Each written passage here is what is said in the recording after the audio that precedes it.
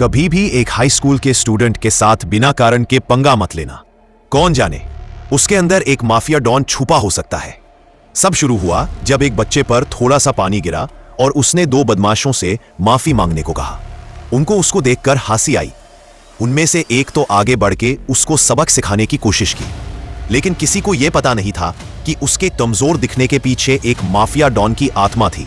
सिर्फ कुछ दिन पहले अलिशियन एक हाई स्कूल का स्टूडेंट था जिसे स्कूल में सबने सताया। फुट ब्रिज पर चढ़ा, अपनी जिंदगी खत्म करने के लिए तैयार था, पर तभी एक माफिया डॉन वहां से गुजर रहा था और उसने उसे बचाया। जब डॉन उठा, उसने कुछ अजीब महसूस किया।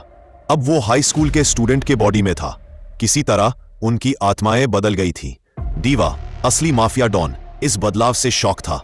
अचानक एक उसके हेंचमैन ने उसको पुकारा।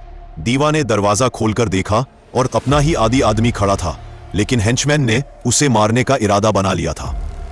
डीए को समझ नहीं आ रहा था कि क्यों, लेकिन फिर उसने आईने में देखा और एक अलग चेहरा देखा।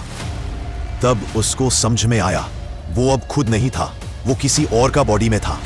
उसने अपनी गैंग को सिचुएशन समझाने की कोशिश की, लेकिन उन्होंने उसकी बात नहीं मानी।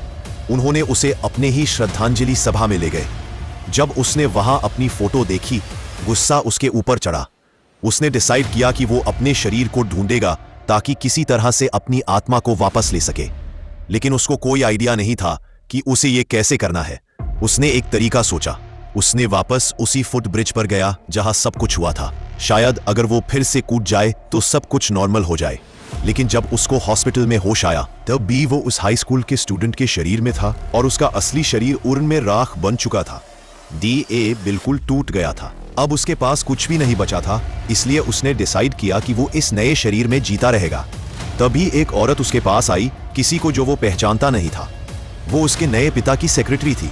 उसने उसको डांटना शुरू कर दिया, उसे धरती पे बोझ कहकर।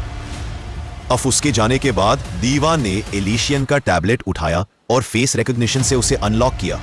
उन्होंने डायरी पढ़ी और लड़के की दर्द भरी जिंदगी के बारे में जाना। इसे पढ़ने के बाद दीवा को बहुत गुस्सा आ गया और उन्होंने टैबलेट को तोड़ दिया। फिर उन्होंने अपने मन में ठान लिया, अगर किस्मत ने उन्हें एलिशियन बना दिया होता तो वो फिर से जीते, पर इस बार अपनी अपनी शर्तों पर। ऐसी रोचक मूवी एक्सप्लेनेशन क्लिप के लिए थिएटर जरूर से सब्सक्राइब करें। Friends, love you all.